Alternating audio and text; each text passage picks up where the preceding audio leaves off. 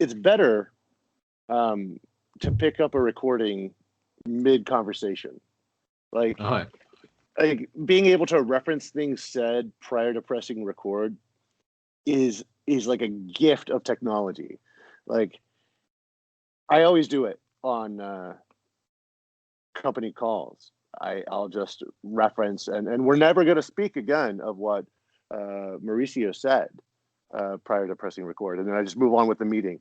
And people with no sense of humor like don't know how to take it. I think it's really funny. There's probably a name for that literary technique, but just referencing something that happened off stage, off camera, or outside of the text, but referencing it within the text. I think that's really, really funny.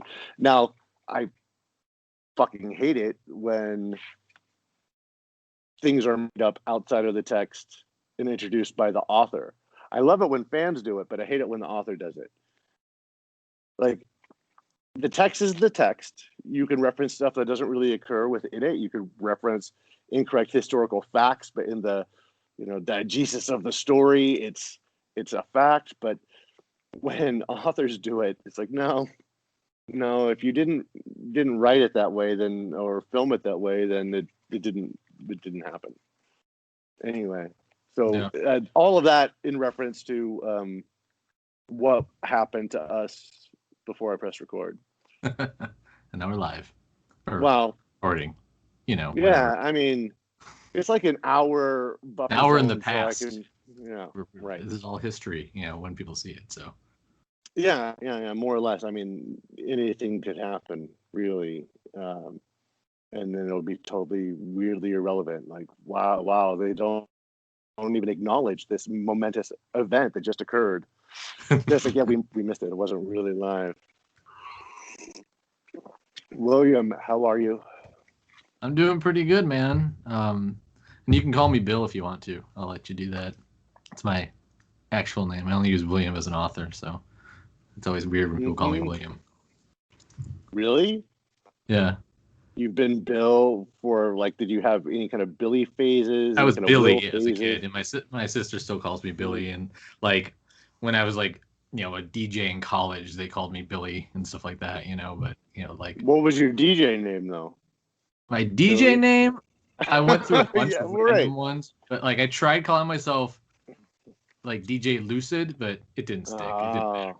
It was I do have a bowling ball with Lucid written on it, though, or engraved on the bowling. Yeah. Very cool DJ, bowling DJ. So when people ask, what did you want to be when you grew up, there's like a presumption, one, that you were a kid that wanted to be something in particular, and that something in particular must have changed between like 5, where it's still like you're a kid, and 10 when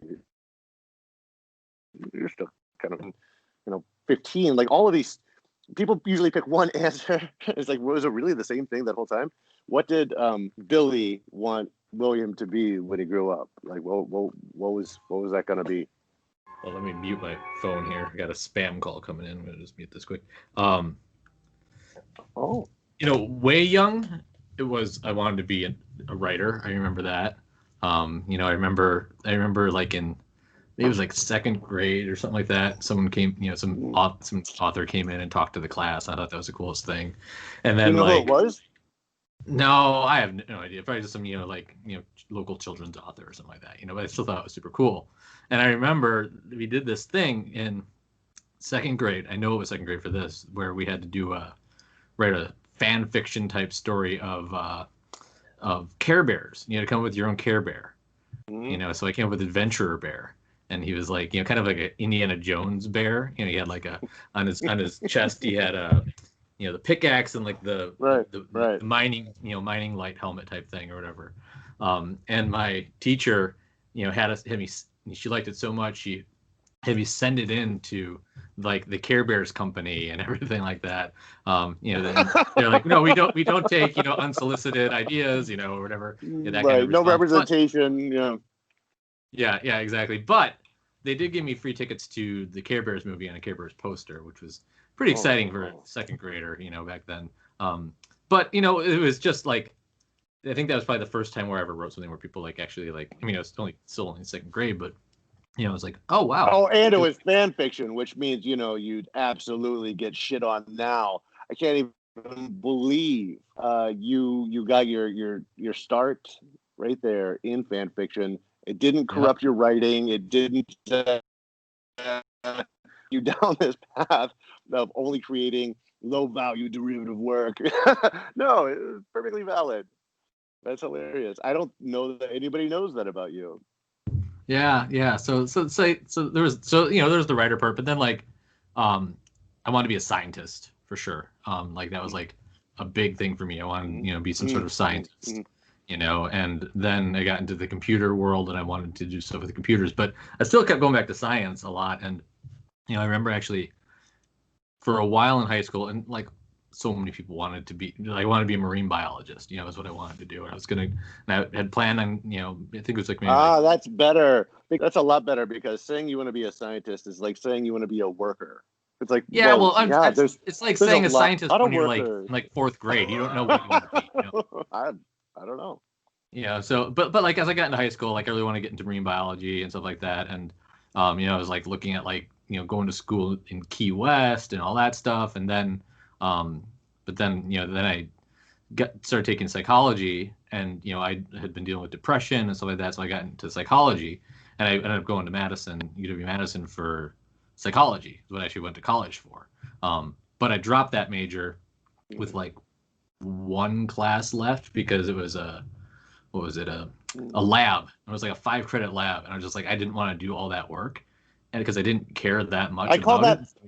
I call that pulling a Wesley Crusher. Like there you are in Starfleet, last quarter or whatever, Traveler shows up and says, do you want to travel the stars with me? And you're like, yeah, fuck my degree. I'll never get tired of cruising the stars with you.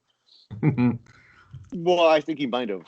Okay, so you Wesley Crusher that major, then what happened? So then I switched. I was going to school for psychology with a certificate in criminal justice. So I was gonna like, I had thought about actually going into the FBI and stuff like that, and going to like, forensic psychology. And then, but then I also started taking philosophy when I was in college, and that really got me. So I ended up going, and I majored in journalism and philosophy. So I double majored in journalism and philosophy in college. And at that point, like I was just going to be, again, a writer. Like I wanted to write for Spin, or Rolling Stone, or whatever. And this is like, late '90s, going in. I graduated in 2000, and basically the entire industry just went to hell. There was no such thing as any of those things anymore because of the internet. And I had a music review website back then and stuff, and it was doing all right. But then I just ended up kind of falling into the world of marketing, which is kind of extension of journalism, because at Madison, when I went to school there, that's what you tell yourself, right? I mean, like a little kid is like, yes, I want to be Kit. I want to be a journalist. I want to like really be in marketing. Yeah, no, exactly. But that's the thing, is like at UW-Madison, they both actually were part of the same program. It was news editorial, or news marketing and advertising, or journalism, news editorial, or journalism, news and marketing. So there's a lot of crossover there in it. And I was really like mass communication class and stuff like that. I thought that was always interesting.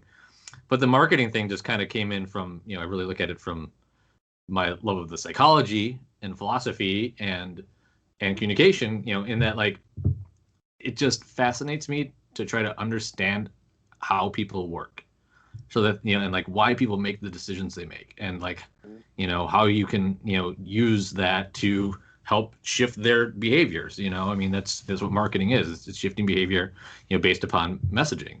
And so behavioral psychology has been a huge part of all of my interests here as I go through everything. It's like, how do you build out an experience that people will connect to, or at least you can guide them down the path of what you want them to do. Yeah. So let me ask you something about that. Yeah. So I don't know if you've ever been in therapy. I'm in therapy right now. I've been in therapy for a while. So one of the things that certain disciplines will do is so that's something what you've just articulated about psychology and wanting to give people experiences and understanding, how they work so that you can, craft, media with your skills and interests that kind of works with them. So in therapy, sometimes you take like the thing that you want to do outwardly and like wonder like how does that work inwardly? Do you are you able to change how you think and feel, or do you apply your psychology perspectives? Yeah, I think of these valves to like, okay, I'm miserable, or I'm feeling good and I want to feel this way more. Like, do you know your own controls and your own fucking triggers, that you're able to like use your experience to craft experiences of life, not just fiction, but like of your life that you want to live. It's hard to, kind of explain in that, but like, and this is not supposed to sound like egotistical, like I know everything about myself or anything, but like one of my goals in life is to understand myself, like, and to get deeper understanding of me, and like, why do I think the ways I do? And like, why is everybody like, I just, it's like kind of like this outside view of humanity of like, there's this thing who does these things and makes these decisions and does all this, like, why, what is the point of it? But then, then the existentialism kind of kicks in and it's like, well, there is no point to it at all. It's just, that's just what we do. So like, I understand. It's almost kind of like understanding more and more of like the way in which you think makes you realize how little control you have over any of it anyways. It's like you can control it, or you can make a decision as to how you want to act within a situation, or how you want to react to any stimulus. I mean, you can make those conscious decisions, but also it's like you also can't control a lot of it. It's like it's hard to. I don't really know the best way to put it. No, I really get there's stuff like you could pretend that you like the taste of a banana, right? But your tongue tells you, do I like this banana? Your tongue tells you, you can't think through, no, I swear I'm gonna like it one day. It's like you don't fucking like it. But you can act like you do. You can totally act like you do. And you can make other people want a banana. Yeah, exactly. It's Tom Sawyer painting the fence, man. I heard that when they were doing Bugs Bunny, and I'm blank. Was it Mel Blanc who did the voice for Bugs Bunny? Yeah, Mel Blanc. So didn't like carrots. Tried multiple different vegetables. I could chew on celery. I could chew on different stuff. Nothing had the right.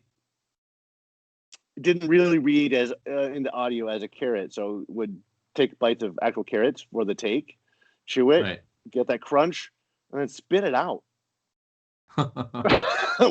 So the Bugs Bunny behind the Bugs Bunny never actually ate a GD carrot. He's just like, no, don't like them. I'll chew on them. No, that's crazy. I didn't know. But as a kid, I'm watching. I'm like, I want to eat a carrot. Well, I have no idea if that's true or if I just made that up. I don't know. Well, it doesn't even matter if it's true or not, because what's interesting about it is that, true or not, the influence of you seeing that and that rabbit enjoying the carrot makes you then say, oh, that is something that, like, this thing that I maybe not idolize, but like I can relate to, and I like Bugs Bunny is a likable character. If you're going to be friends with any of the characters on Looney Tunes, Bugs Bunny is a pretty good option, and it's like, okay, well, if I want to be like that, I'm a daffy man. Always a daffy man. Well, I'm not saying that you wouldn't. I'm not saying that you wouldn't want to be daffy. I'm just saying, like, Bugs Bunny, but it's like you can relate to that situation, and you want to mimic the behavior. Yeah, for sure. It's why Joe Camel smokes cigarettes, man. Oh yeah, because this is your domain. You know about the manufacturing of desire. A manufactured desire. Absolutely. And some other notion of an organically generated desire. Well, it's all reaction to stimuli. You can't say that one is manufactured, the other is organic. I mean, without descending down some nature nurture bullshit, the line does get pretty blurry. And if we actually say, no, your biological apparatus, some Cartesian view, right? You're going to see certain colors and think, oh, threat, other colors, oh, edible. You're going to react to these things, it's 100%. Or if you say, no, that's actually very minimal. The rest is we see people enjoying it. We see whatever the leading factor of like influencer mentality of how we consider like what is something manufactured desire. I mean, people were not lining up to be photographers pre-digital photography. Right. Yes, there were such things as Polaroids. There were a lot of disposable cameras, and yet everyone's photo between whatever 67 to 2002 looked pretty similar. Like everybody's home photos look really similar of 1 hour photo developed film kind of thing. And yet suddenly put a digital camera in your phone, of all things, totally random, and everybody is taking like a high art, like as if at a generational mass level, there was one elective for photography in high school. They didn't choose it because they were told by somebody that that's stupid and a throwaway credit. So they never had a chance to take very dramatic black and white photos of themselves looking in a mirror or looking at the reflection through a window. Like they didn't get a chance to do it. So suddenly you could pitch, no, everybody needs this many megapixels, more megapixels. You really hear people talk about megapixels anymore? More megapixels. This one has 3. Now it's how many lenses does it have? You want that. Right. Like it's so irrelevant. But for a while, if you're talking about computers, this many megahertz. Are you talking about cameras? Oh, yeah. This many megapixels. And nobody's really thinking about the rest. It's like desire manufactured. You want a camera. You lust after having a better camera. Like you don't even know dick about composition or what you even think looks good as a photo, but you really want a camera. I don't know. It's interesting, man. Yeah, and I think that as you make the tools, and it's like this with any sort of creative endeavor. I think at this point, as the tools become much more readily available, and they also do a lot of the work for you. You can end up with something that's... Come on. Oh, hold on. You were right there at a DJ at that cusp when suddenly what was once club kid culture within a span of like 10 years, like to get to a rave, you had to have this obscure pager number. You get downtown, you're like in a weird warehouse district. You're like, where am I going? You text that abstracted number. You get a clue. You've got a can of beans because it's cheaper price if you could donate because party kids, had a conscience. And it's so hard to find. And you just follow the rainbow kids, which you see other kids on the street. To, on the other end, the rave tickets at Ticketmaster, $70. Get your parents to pay for it. Big jump, right? But what was happening in the rise of the everybody's a DJ movement? I don't see a lot of automation. I don't see an enhanced skill tool set. I see everybody still going out. There's more money in the suburbs, so everybody got their parents to buy them techniques, and there was it was cool. The pants were cool. It was just really fancy pants. I mean, those fucking, like it was just, everything was cool. And the DJ, of course, was revered, but there wasn't a technological advancement, to me, at least maybe I don't know about it, behind that rise of the DJ craze of the mid-late 1990s, early 2000s. So I'm going to sound way less cool when I say this, but so I DJ'd it from CDs. So I had a turntable. I didn't use it very much. But it had so much music on CD. Right. So me and my buddy bought some of the first CD CD DJ things. Mm-hmm. So you could do, it was all this stuff from Pioneer. So we're doing something cutting edge technologically. Yeah. So, but it also made it easier than it's way freaking easier to do that than it is to use the turntable. I mean, I could just adjust the tempo by moving this like on a lever here, and I could cue it up, and I could set a loop, and I could get it all set. I mean, it's a lot easier than just the crossfade on that was so much easier than crossfading, and scratching, so you could mix way easier because you have more time and more control over it. So it opened that up. But I think that what happens beyond that is that was around, so there was, while we were doing that, but then there was the whole, MP3 world that, kind of, yeah, right, which meant even more access to material. Mm-hmm. And also all you had to do to DJ for a very long time was, and I don't know, I mean, they've got, like the, the real, like digital, scratch pads and all that stuff. But like, it was basically like, oh, I've got a laptop and Napster, oh my God, DJ Lucid was a fraud this whole time. No, that wasn't me. I'm not saying that was me. But that was like what happened, like in like the early, in like the early 2000s was. Right. I'm not saying I was legit in any way whatsoever to begin with, because it was mostly house parties and people getting mad because I was playing house techno parties music are and the not best. pop songs. What would you give to go to a house party right now, like a good house party? I mean, that would be amazing, right? Maybe. I don't know. I guess it would be cool to go to one and not be the old dude there with all like the 20, like the 18. Oh yeah. Ideal situations. Yeah, of course. Okay.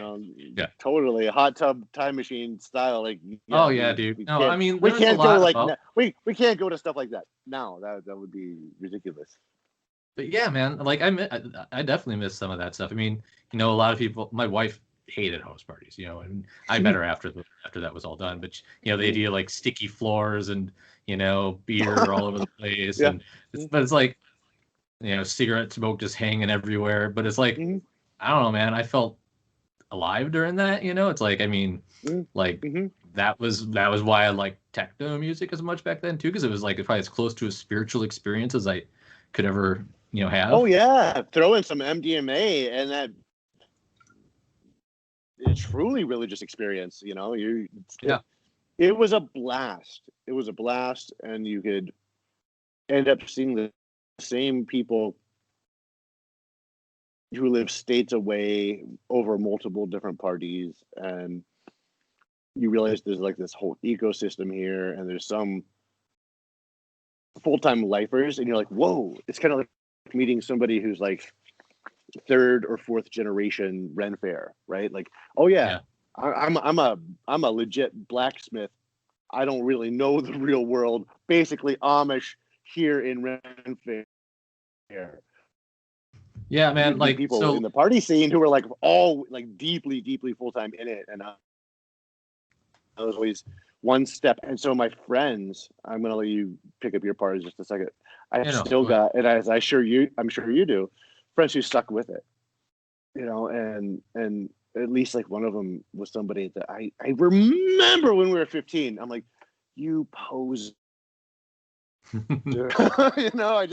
didn't at the time.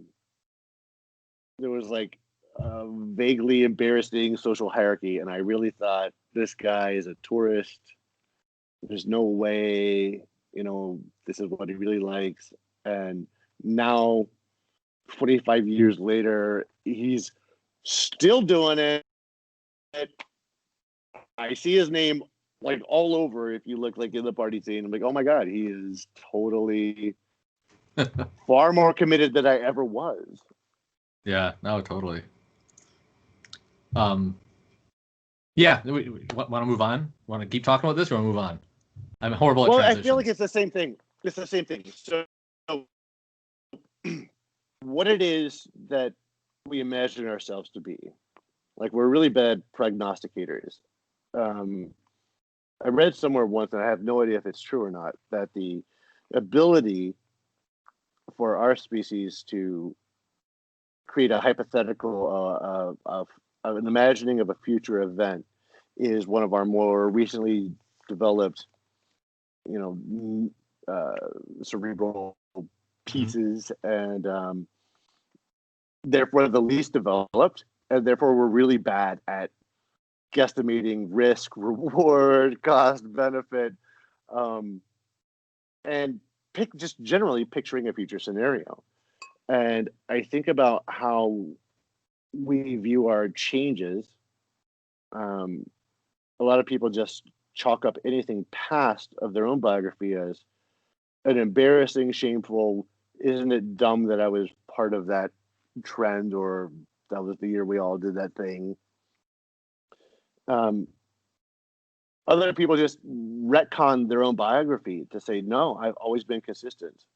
I really like it to be consistent, but there's no way anyone's life is consistent, right? You feel one way as a child, you feel a different way as a slightly older child, you feel a different way as a young adult, and it just keeps changing. But somehow change is shameful. I mean, you got a great David Bowie song about change. We think we crave change in our environments, but our own personal change, we really like to conceal it. And you don't have to be a politician who are especially allergic to change to see it. I mean, yeah, you have a great anecdote for an early desire to be a writer. I don't think it matters too much except for the amount of practice time a person gets when you start. Practice does help. So, starting as a young person and always having an interest in writing, I think is really, really great. But you could pick it up later. But a lot of people, they just kind of craft this narrative because they wrote a mandatory thing in third grade. Well, they're going to cite that their desire to be a writer started in third grade because today they want to be a writer. But 5 years ago, they wanted to be a photographer when digital photography was king, and they were trying to do their cousins' weddings. And a few years before that, they were definitely getting their real estate license, because that was their true dream. They've always wanted to put people in houses. And yeah, you can have a lot of true dreams, but there's something shameful about just saying no. I circumstances in my life have led me to a position where I need to change my mind. And change can be treated with this weird shame of retcon. Change can be greeted with all sorts of these different kind of things, but it's generally not positive to admit. Like, hey, I used to be a bigot, or hey, I used to really want to be a doctor, or whatever it was, because if you've always been 100% consistent and you're happy with where you are now, then people can say, yeah, you were always really woke. Always. It's like, no, you probably weren't. You probably said some really shitty things when you were a kid about some group that now you're saying that you're a member of, But I imagine as a kid, you probably said some shitty things. Held some shitty beliefs because you're a kid. You don't know anything about the world. And I don't think you should even be punished for it, but just don't lie about it. I don't know, man. To be a bohemian, a writer, you're a poet, you're a musician, you care about people, you're interested in how they think, to be, satisfied, but, within a corporate space, like the circumstances almost kind of drive, I feel like. I had a professor once that said history is just, one damn thing after another. And that's what he meant, like the totality of history, and I think our personal histories are kind of similar. Like whatever it is we want it to be, we've been through some changes to get here, but I have no idea like what it even matters.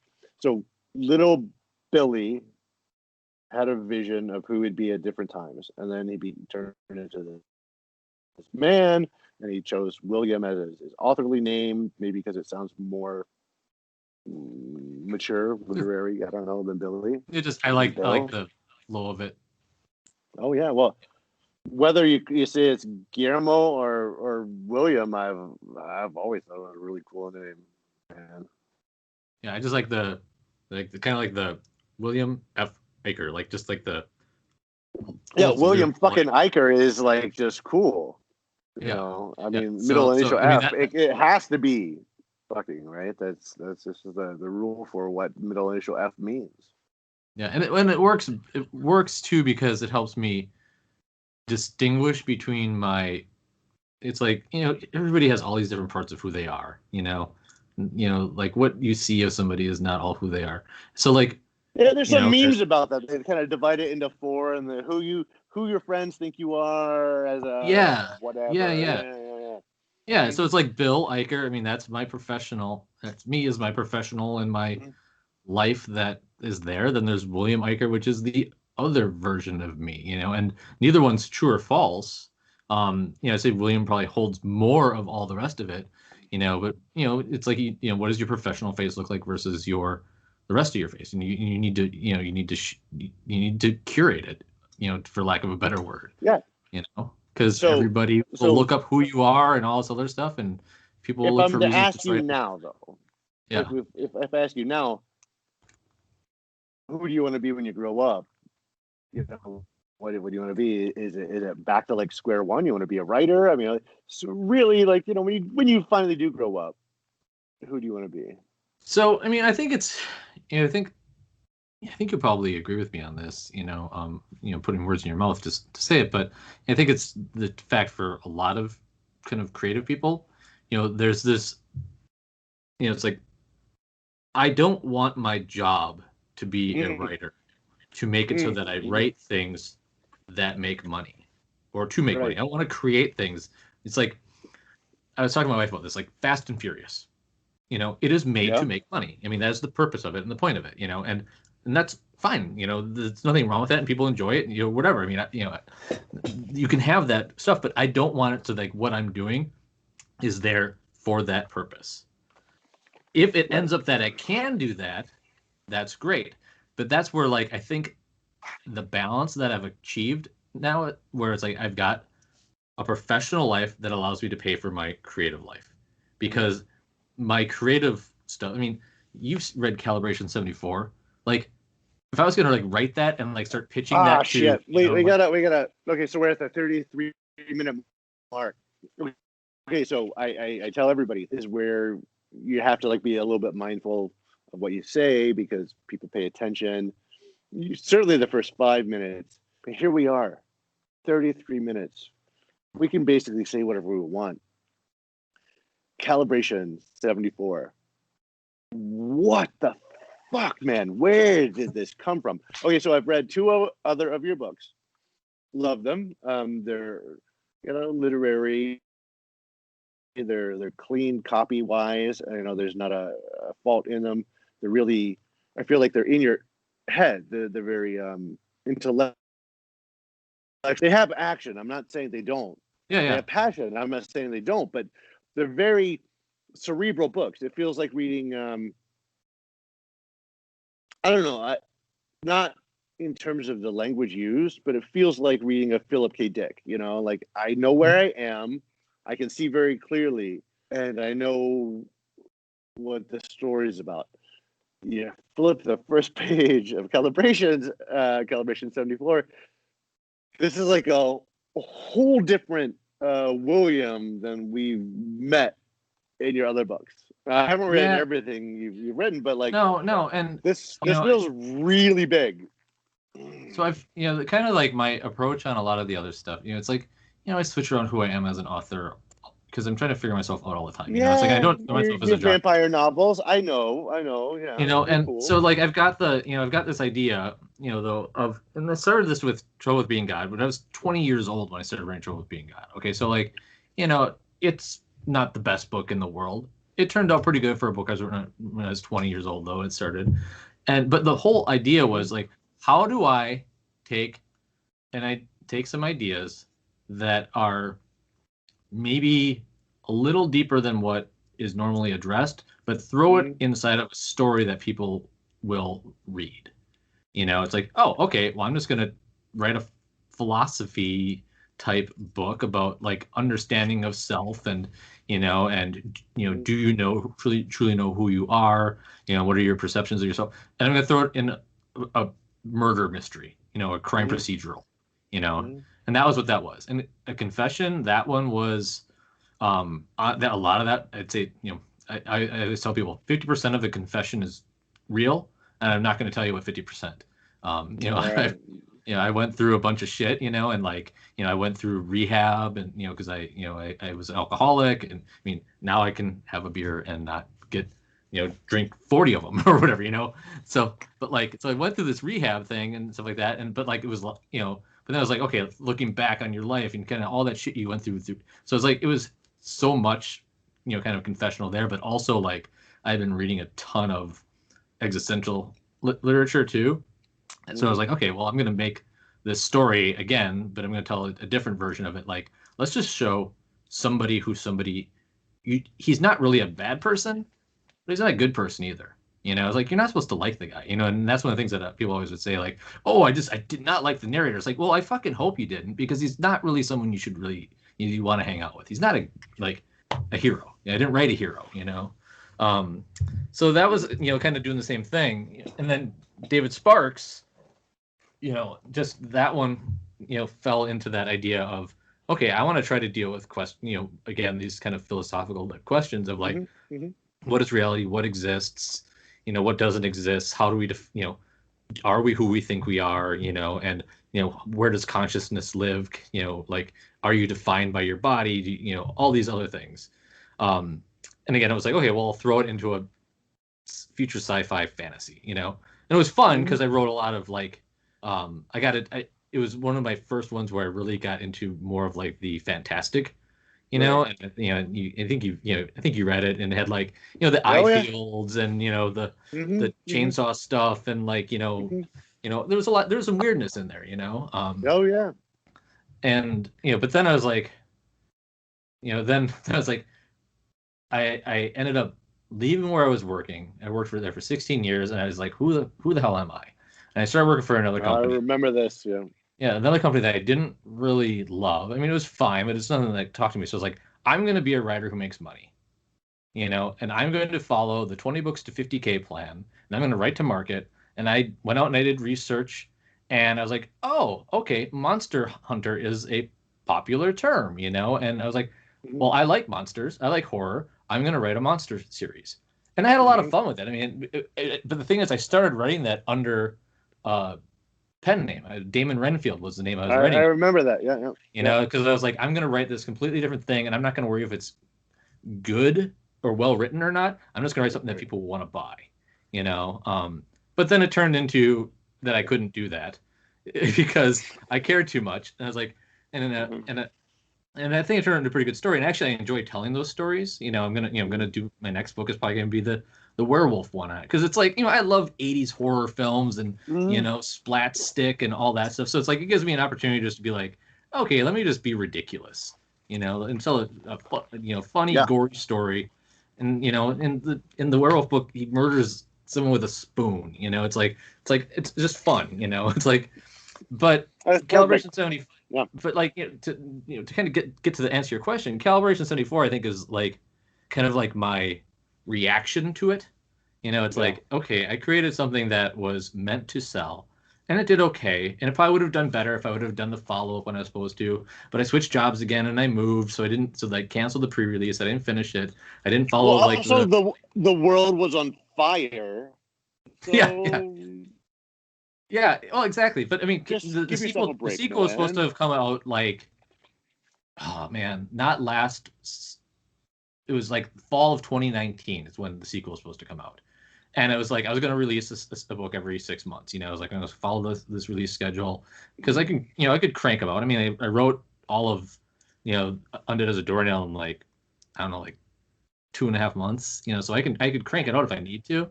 But you didn't though. I didn't because, and I'm happy I didn't, because what I did instead was I said, I don't want to just make these things. And I found a job that I fairly enjoy again. So I was like, okay, I don't need to do that. And then the stupid pandemic hit. And I was like, I don't feel like writing these stories. I don't feel like writing any of this stuff. I'm just going to sit down and write whatever the fuck I want to.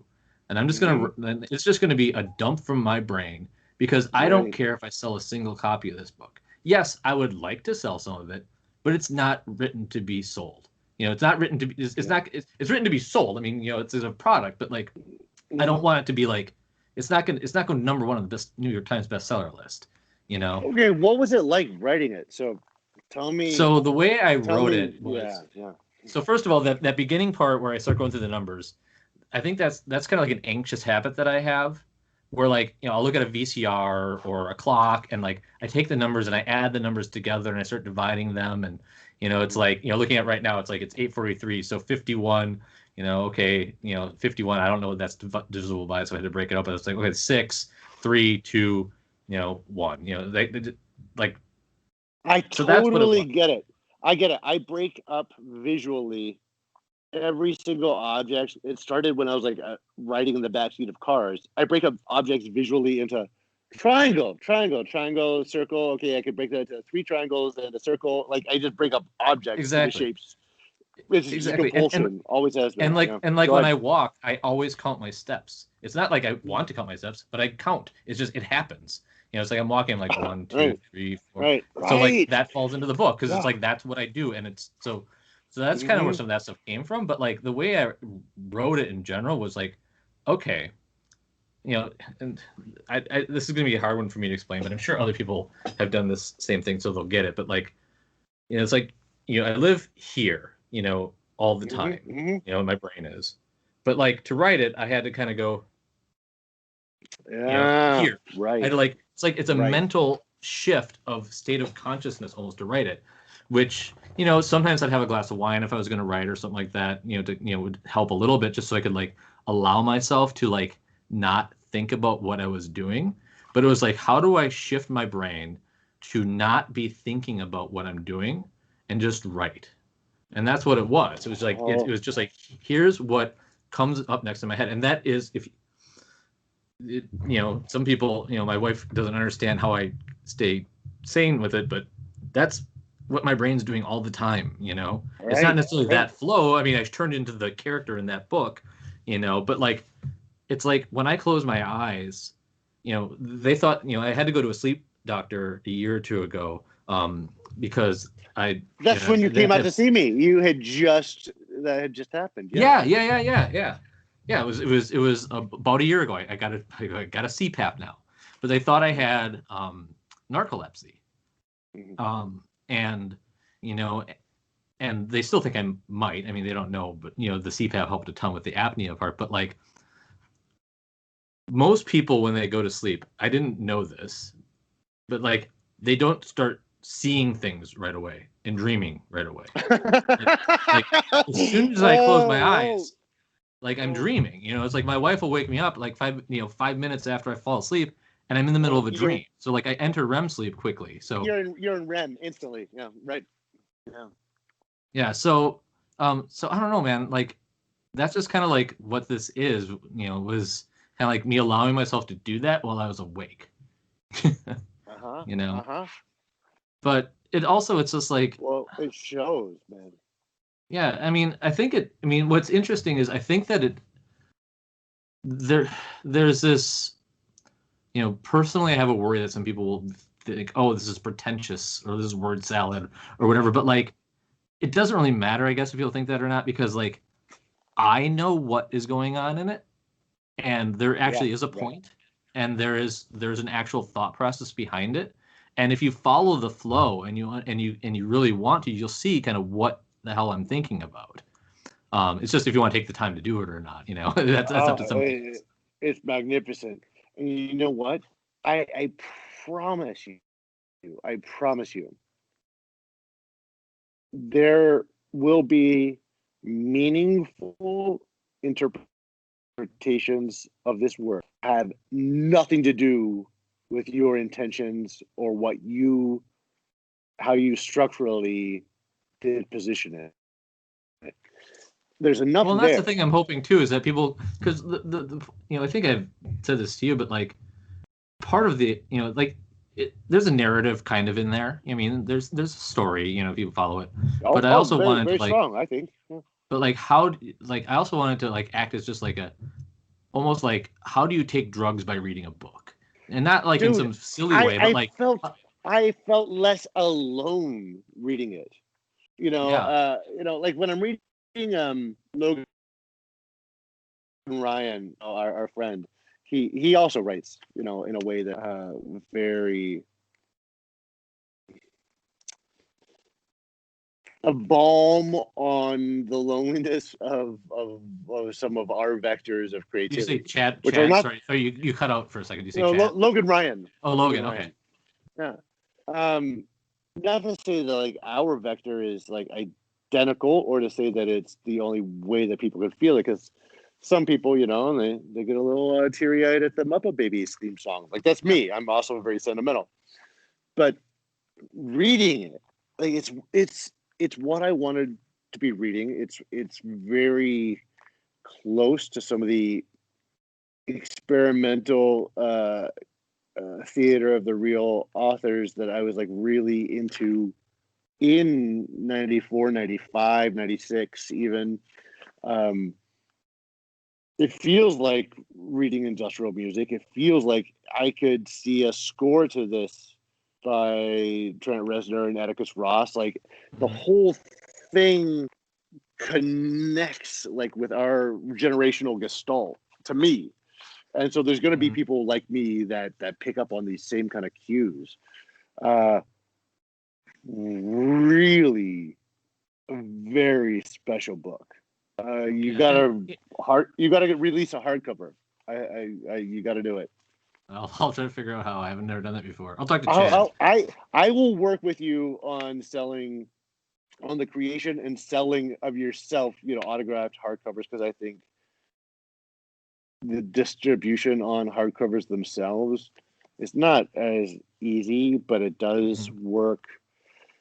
It's easier to sell an autographed copy of a hardcover edition for a higher price due to the autograph, when really it's a higher price because the manufacturer costs are higher. Yeah. It's really hard to just sell a hardcover book through distribution channels of an indie. Oh, totally. It just is. So I'd say, yeah, let's get some of those made, because you're going to want some autographed copies, and you can still print on demand.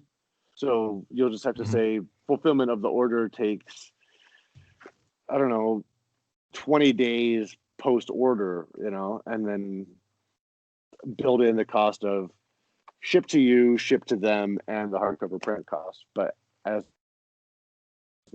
authors, I think that's what Chad does.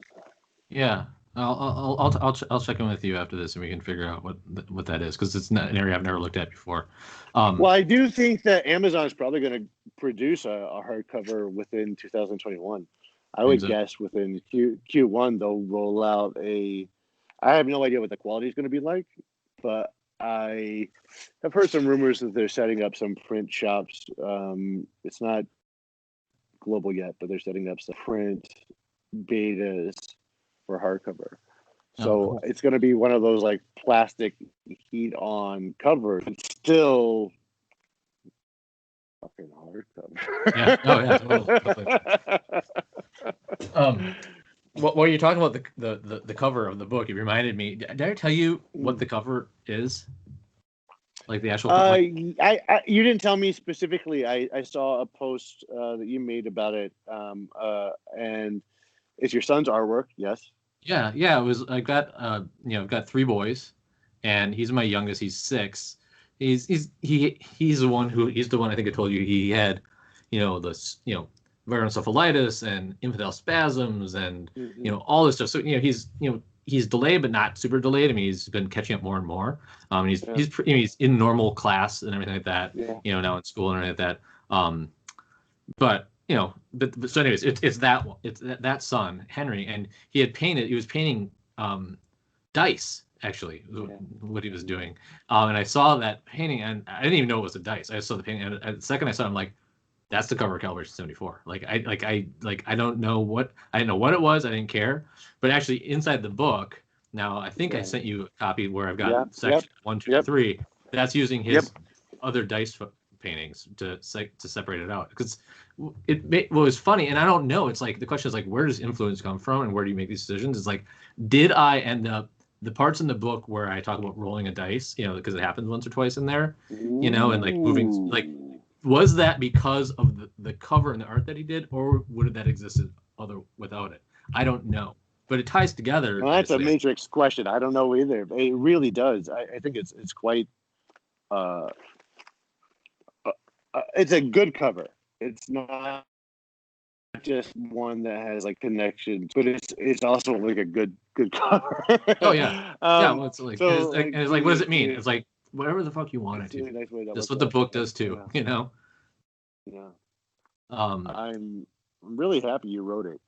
It's got to feel good. I know post-release malaise is a thing for everybody, indies and trad alike, because it just sucks. Like I'm in a bit of like, I mean, I've got, I'm kind of getting back into, I've got like a quarter of the Every Bullet Has a Silver Lining book done. I can go back and write it, but like I haven't been able to get myself into it yet, and like I've got the other stuff, and I'll get to it, but it's like I'm kind of almost in mourning for the end of Calibration 74, because it was like, it was a different experience, and I can't repeat it. It's like you can't just make it. No. It's like something else might exist that would be a spiritual like sister to it or something at some point, but like it'll come through in my other stories. I think the one thing that it's allowed me to do is not be as scared to do some of just the weird shit that I want to do. Like, I mean, you saw, like, I just randomly rhyme in it. There's sing-songy stuff. There's, like plenty of incomplete sentences and all, and whatever. And just like, you know what? That's fine. That's the way I'm just going to write the way that I want to write. Like, I understand, I feel like I understand the rules enough that I can just do that I can break them all I want to, because who cares? Who am I gonna, I'm not selling, 50 million copies of a book when I release a book. So I feel like the only comp out there could potentially be the best parts of House of Leaves. Yeah, no, and I read that like a couple months before I wrote this. Yeah, because I was looking for something that would challenge me a ton. Like I couldn't find a book that would challenge me, and I read that and I was like, okay, that kind of did it. But I was like, I'm just gonna write my own damn book that challenges me. like, and again, it's for me. It's like, and everybody else can read it. Well, that's back to how I asked you in the beginning. If you've got that view of wanting to know what makes people tick, and then how do I craft media that moves them? How do I engage with my fellows, knowing who they are? And I asked you, you ever use your psychology, education, and experience to like look backwards at yourself? So like yourself. So it sounds like you wrote the book as like kind of a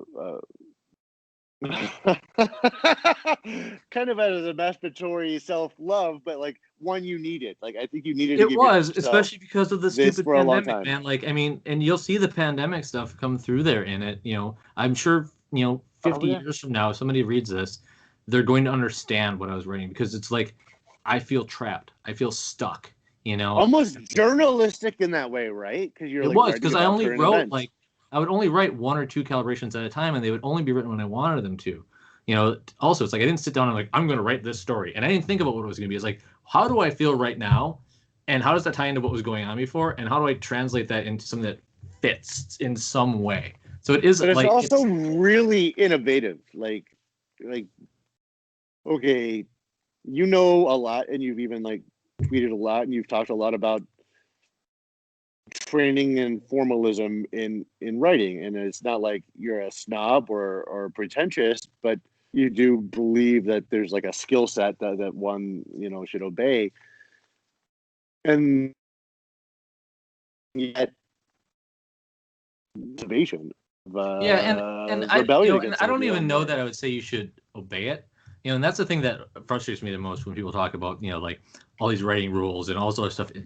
Like they aren't. Let's call them norms, not really rules. It's right? But it's they're more like understanding what is the standard expectation of the way something is written. What are the what is the way that if you're going to write something like that, everybody will get and understand. How do you do that? How do you form a sentence? How are people taught to understand? And then you can start right? Yeah, and then you can break it apart, and you can start saying, okay, you know what? I'm going to purposefully not do that. There's a difference of like doing something because you don't know what you're doing. There's nothing to purposefully do it and make an active decision not to do it. And it's not saying that even like purposefully like making mistakes or doing things like on your own is necessarily wrong and that everybody needs to be trained in it. But I think that there's a difference in that there's intent, Sure. Well, all I'm trying to draw is a constellation line from the choices that of who you've wanted to be, how you've changed, decided that maybe you wanted to try being something else, and maybe you viewed that as a defeat or as oh, that was funny, I wanted to be that thing, but kind of you've wrapped a lot of your whole life's desires into the same kind of thing you're doing right now. Yeah. Like you're being challenging, you're being scientific, you're measuring something new, but also still trying to write and tell a story because you cared about story at one point, but you're also trying to understand yourself in a very philosophical sense. I mean, it seems to me like, there's a lot of integration happening for you now where they say in this one school of therapy called internal family system that you can kind of like create these things called exiles where you know who you are based on who you're not, and you like push the exiles like, see, I'm not that, and sometimes I think change and choice and maybe circumstance where you just decide I'm giving up on that dream, I want to be something else, you just take that thing and like throw it. I could never be a photographer again. I'll never be that. But I think that when you integrate like these kind of, when you're at a place, it's not like it's a teleological growth, but when you're at a place where you can kind of like reabsorb some of these exiles in a way that you can still communicate with them and be part of them, rather than just let them merge and take over you. Maybe it sounds like you're kind of in a place of integration where you're taking back a lot of these things that had value to you over the years, over your developmental years, and using them in this book. It's, as a reader, I can almost say I get that, not even if I didn't know anything about you. Marvelous piece. Hold on one second. I have to adjust my tens unit. You see, it looks like I'm playing with a vintage iPod, but it's not. I just have a really bad back, so I have all these wires connected to electrodes on my back that just shock me every so often, but the timer goes off. The thing looks exactly like why did you take the form vector of it's like a Zune. You get the little Microsoft Zune you carry with you. And honestly, like the ends look like you could put it in your ear. It's like, yeah, except then you would shock your brain. Okay, if you've never used one of them, placed in the appropriate place around your muscles or whatever, I just put it where my chiro tells me. It feels fine. It feels like that's kind of a nice buzzing sensation. If you ever accidentally reach back, like, the contact point is going to come loose, I'll just touch it. It will numb your hand. It feels horrible. And if you ever weird. Like misadjust it, it also feels terrible. So yeah, it's not cool. You would never want to put this anywhere on your face or ear. But I'm sure there's somebody that puts them on their penis or whatever. I mean, it's an electrical shock. Somebody's got to. Well, you got me for ideas for stories already going here. So, like, all right, torture scene in one of my books, perfect. All right. So here's what's gonna happen. I'm gonna say goodbye to like everybody listening in to this recording, and then Bill and I are gonna talk for just at least 15 minutes. But I'll probably turn off the video because I really hate seeing my own face. So usually people sign up with like hit subscribe, but like fuck that, whatever. If you stuck around for an hour and 22 seconds, like that. Don't forget to subscribe to Mike's channel. Yeah. Zero. Hit that subscribe button down. And buy William's book and other books and my books.